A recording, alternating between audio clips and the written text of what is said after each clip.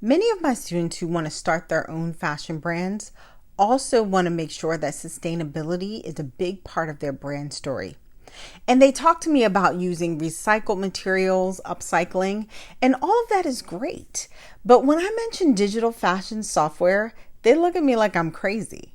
Yes, digital fashion software can help you be more sustainable. And I'm going to tell you how and why.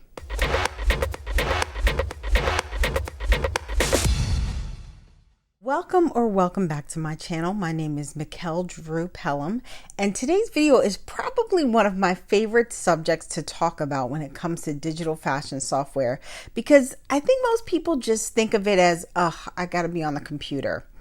And I get that.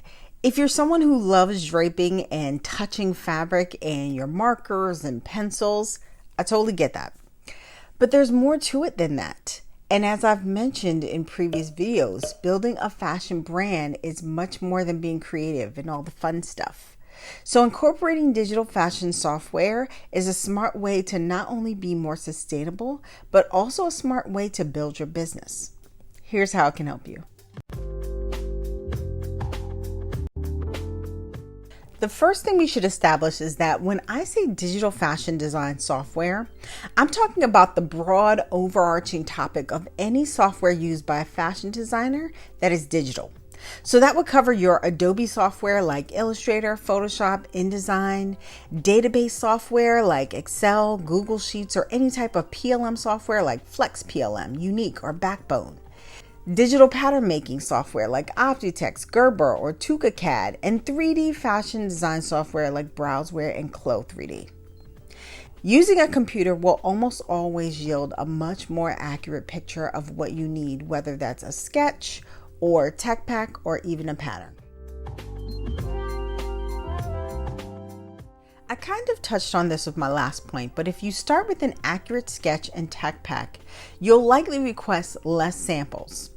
I remember being in a Q&A last year, and a young lady got up and said she had spent close to $5,000 trying to get one style right. And it was because she kept getting sample after sample after sample. She did have a sketch, but whether it was a detailed flat sketch, I'm not sure. What I do know is that she did not create a tech pack, and that was where her problem started, because she was relying on someone else to know what she wanted, and no one but the designer knows what the designer wants. And as for all those samples, well, she said she couldn't do anything with them because they weren't right. So they ended up being a waste of time and resources, a waste of her money and time waiting for those samples to be done, and just a waste period, because those samples are probably sitting in a landfill somewhere. At least half of those samples and her money could have been saved by starting with a detailed flat sketch and an accurate tech pack. Speaking of waste and excess sampling, one of the things that used to happen regularly, like no one thought anything of it, was in my previous jobs, we used to request a tremendous amount of samples. How does this style line look? What about this one? What would this look like? And each time we requested a variation, we also requested a new sample. Now, we were only going to ever choose one, which meant if we developed 3 styles, 2 would go to waste. And this is for every design in the collection, which might be 8 to 10 styles. So you can just imagine how many extra samples were sitting in our office.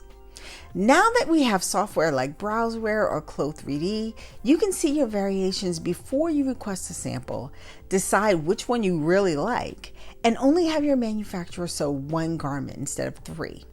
And if you still feel like you want to show some other variations, you can show them on a virtual avatar so that you're not spending money or generating more waste making samples that may never make it into the collection. All those samples have to get to you somehow. And for many companies that do their sampling overseas, it's by air. And if it's domestic, it's by truck. Although planes are more fuel efficient and have become less harmful to the environment, there's no denying that their carbon dioxide emissions are harmful and have and continue to contribute to climate change. And while vehicles are much better, they too pollute our environment. Trying to cut out air or motor vehicle transportation completely is a challenge on its own. It may not even be feasible if you're a business owner. But if you can focus on finding ways to reduce the number of times you have something flown or delivered to you, it does add up and goes a long way toward lowering your brand's carbon footprint. Whenever we were late or chasing an order, our production team was not only anxious because we didn't have the regular amount of time to manufacture a product, but we also didn't have the same amount of time to ship the item. Shipping is one of the least costly methods of transporting your item from a country overseas to the US. It's also a very environmentally friendly way to transfer your products, but it's also slow. It's not uncommon to have your products on the water for a month, even longer. So if you're past your calendar due dates or you're chasing an order, you'll likely have to air your products, which of course means the environment and your pockets are going to take a hit. One of the graphics I love on the Clo3D website shows how introducing 3D technology can help you be more efficient so that not only are you shortening your time to market, but you're also cutting out this endless cycle of getting a sample, fitting it, sending fit comments, getting another sample, fitting it, sending more fit comments, again and again, each sample being sent by a plane to your office. My last point has to do with a part of sustainability that hardly ever gets mentioned, and that is the people behind those really cheap clothes. If you ever bought something and even for a second wondered, how'd they get this so cheap? It's very likely that they were able to get that $20 jacket that should really cost $80 or more because they paid someone coins when they should have been paying them dollars. Many of your dirt cheap throwaway clothes are being made by people who don't earn a living wage. So, bringing this back to the topic of the video, why not funnel the money you save from reducing the number of samples and transportation costs by using digital fashion design software into choosing manufacturers that pay their workers a living wage? Thanks for watching today's video. If you want to start using digital fashion design software for your brand, but you don't know how to use Illustrator or Clo3D, check out the links in the description to learn more about my classes.